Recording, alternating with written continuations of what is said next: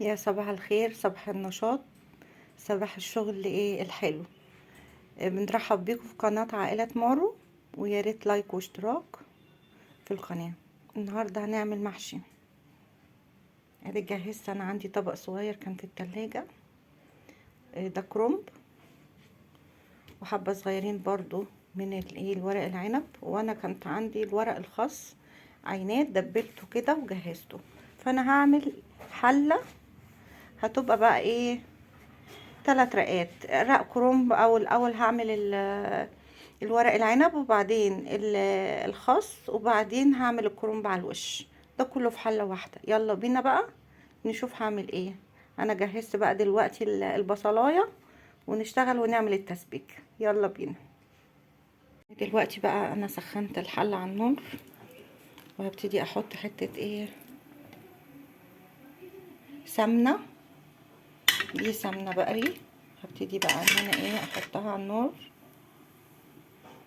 معايا، واعلي النار، واحط معايا برضو شوية زيت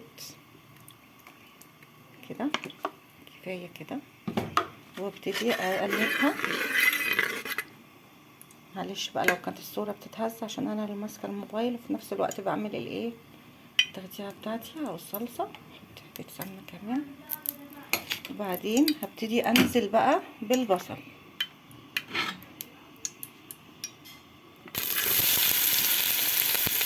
ندي تقليبة.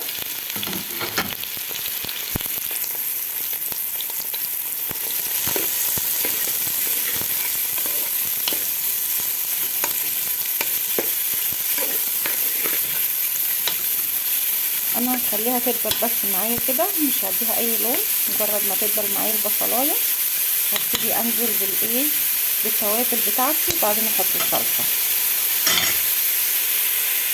دلوقتي سامعين ايه، صوت البصل هيبتدي ايه يدبل معايا.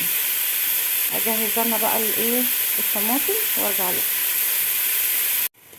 انا دلوقتي كده البصله دبلت معايا،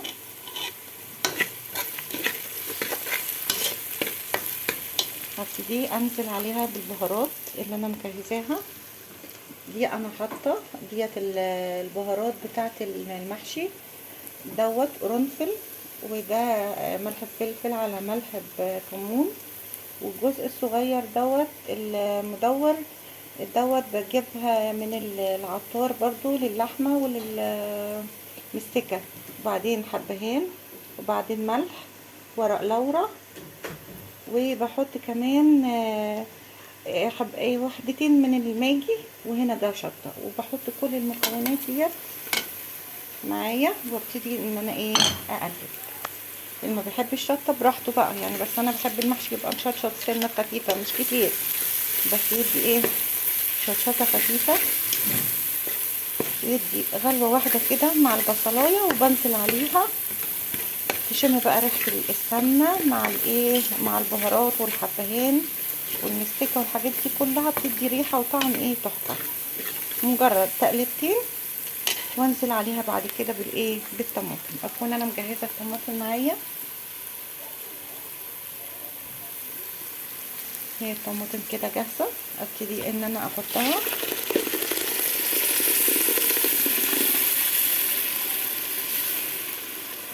بعد كده ابتدي اقلب، واسيبها بقى تتسبك مع نفسها لمده 10 دقايق، لغايه لما تطلع السمنه والزيت بتاعها فوق كده، تعرفي ان الايه، التسبيكه معاكي كملت وخلاص. طفي عليها، هوريها لكم ان ايه، ونشوف الخطوه الجايه. ودلوقتي كده الطماطم معايا اتسبكت كده، بصوا كده صوت الطشطشه بتاعتها والبقبقه، وكده طردت الميه بتاعتها والسمنه جت على الوش، فكده معايا التسبيكه تمام. ابتدي بقى ان انا اطفي عليها. وانا دلوقتي غسلت الرز، هبتدي بقى ان انا اقطع الخضره بتاعته اللي انا بجيبها من عند الايه، الخضري، واغسلها كويس وانقعها في ميه وخل، عشان لو اي فيها ايه بكتيريا او اي ميكروبات. وبعدين نبتدي بقى ايه، نخرطها على الرز، واوريكم الخلطه بالشكل النهائي. هنا على ما هطفي كده خلاص على التسبيكه معايا. انا معايا كده هنا البطايه برضو يعتبر نص سوا لسه. هبتدي ان انا اقلبها، وابتدي ايه، انا ايه اول ما حطيتها حشيتها وحطيتها، ببتدي ان انا ايه تغلي غلوتين، وبعد كده ايه بهدي النار عليها خالص، وابتدي ايه تاخد وتدي مع نفسها كده. بحط لها الملح والملح بفلفل الحبهان والمستكه ورق اللورو، ولو عندك ربع فلفلايه خضراء، طماطمايه براحتك ديت، اختياري كده. تغلي غلوتين، بهدي النار عليها عشان تستوي بسرعه براحتها، وفي نفس الوقت تسوي الحشو معايا. بعد كده انا هبتدي اشيل الريمه اللي بتبقى موجوده ديت، هبتدي اشيلها بقى دلوقتي، وايه اهدي النار عليها تاني مره كمان. وكده ده شكل بقى الايه التسبيكه بعد ما طفيت عليها ايه النار. نوريكم الخطوه الجايه. دلوقتي انا ابتديت ان انا انزل بالرز على الصلصه بتاعتي، وهبتدي اقلب، وبعد كده هبتدي انزل بالخضره بتاعتي، اخد تقليبه في الرز. عندي هنا الغطا كان هيقع، فابتدي الحقه لان بشتغل بايد وبصور بايد. هرجع كده بعدين اكمل. طبعا ما قلبتش فيه صلصه كتير تحت في الايه في القعر. هبتدي انزل بالخضره، بعدين ايه اقلب كويس، اقلب كويس، وبعدين ارجع ايه ارجع لكم مره تانية.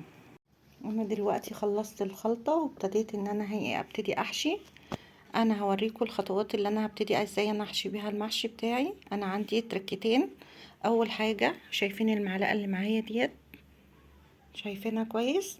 دي بجيب 3 فصوص توم وبدقهم بسنه ملح خفيفه عشان الحدق بتاعي لما بحط الصلصه وبحط الرز عليها، بشوف الحدق بتاعي مظبوط ولا لا. لو مش مظبوط بزود الايه الملح بتاعي. ديت توم مفروم، انا ببتدي ان انا احطه واقلبه في الخلطه بتاعتي. انا ابتدي احطه كده دلوقتي، وبعدين ابقى اقلبه. وبعد كده انا مجهزه كل حاجه معايا. والحله بتاعتي التركه التانية، الحله بتاعتي اللي انا كنت عامله فيها التسبيكه انا ما بغسلهاش، بجيبها زي ما هي، وبقطع بصل حلقات وطماطم حلقات. ابتدي ان انا نرص الاول البصل الحلقات معايا، وبعدين ابتدي ارص الايه الطماطم، وهوريها لكم دلوقتي ايه. ابتدي ارص البصل الاول، وبعدين ارجع لكم تاني.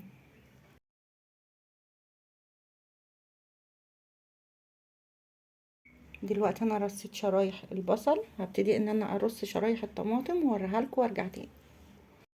انا دلوقتي خلصت شرايح البصل وفوقها شرايح الطماطم. انا بحطها ليه كده؟ بحطها عشان المحشي معايا ما يلزقش.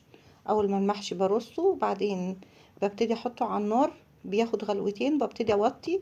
لو حاجه لزقت معايا يبقى البصله بالطماطمايه، والمحشي بتاعي يطلع مظبوط ومش في حاجه ماسكه في الحله معايا. نحشي بقى ونرجع ايه نوريكم الخطوات بتاعه الحشو بتاعتنا. انا دلوقتي ايه حشيت الخس، وبعدين حشيت تاني الورق العنب، وابتدي بعد كده هديله عصرة ليمون. وبعد كده هبتدي ان انا ايه ارص الرصة بتاعه ورق الكرنب. يبقى عندي ورق الخس، وبعدين ورق الكرنب، وبعدين الكرنب في الاخر، ورق العنب في النص، ورق الكرنب في الاخر. واوريكم بقى الايه اخر حاجه معايا. دلوقتي انا حبيت اوريكم الايه البطه بعد ما شلت الريمه من عليها عشان يبقى شكل الشوربه رايقه ونضيفه. ولو كمان 10 دقايق هبتدي بقى كده ان انا ابص عليها لو في اي ريمه جايه بتاعت من البطه ولا حاجه، ابتدي اشيلها. بس دلوقتي زي الفل الشوربه معايا. دي البطه منزله السمنه بتاعتها وشوربه معايا. البصله ابتدت تتهري وتدي طعم، وانا حاطه فيها قرنفل كمان ومسكه. نكمل سوا ونرجع لكم تاني.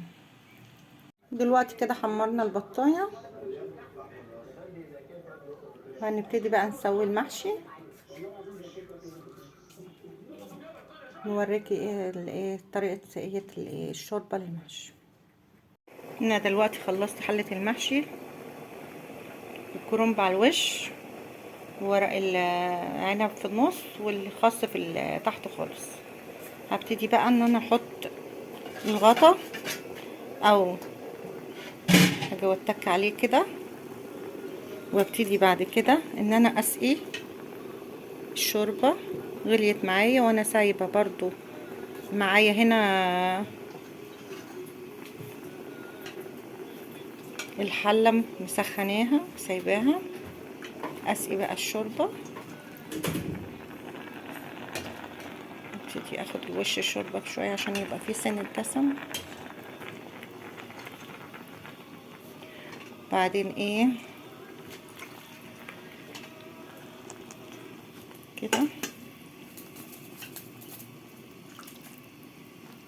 ابتدي احرك الحلة بتاعتي شوية واسيبها كده.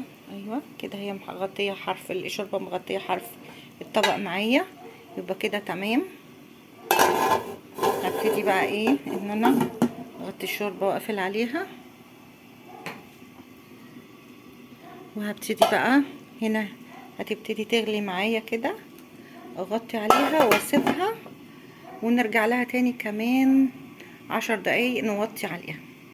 هو انا هنا دلوقتي المحشي اتشرب الشوربة بتاعتي.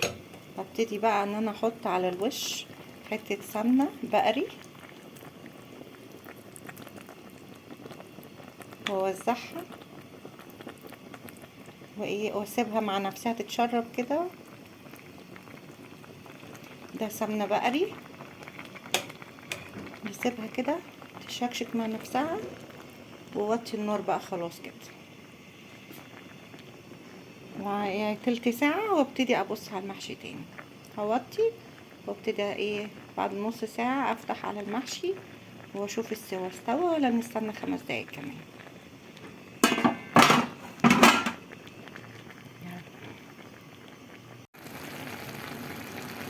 عايزاكم كده تسمعوا صوت البقبقة بتاعت الشوربة والرز المحشي كده بيستوي فيها. وكده اتشربت خلاص، فيعتبر فاضل بتاع هي كده لسه فيها شوربة، فقدامنا بتاع ربع ساعة والمحشي يكون تمام واستوى.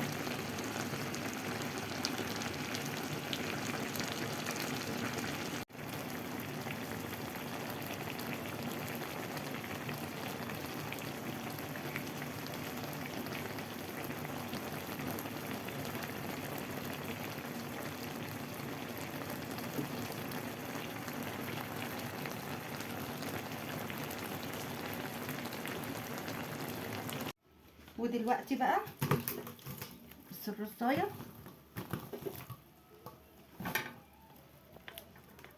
بصوا الحلة يا جماعة ما فيهاش حاجة لازقة، عشان كده بقول لكم لازم التركة دي.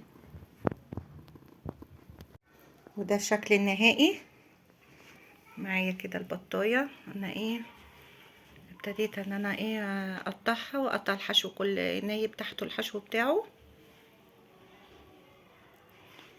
ويا رب الوصفة بتاعتنا تكون خفيفة وتعجبكم، تكون ضيوف خفاف عليكم. مع السلامة.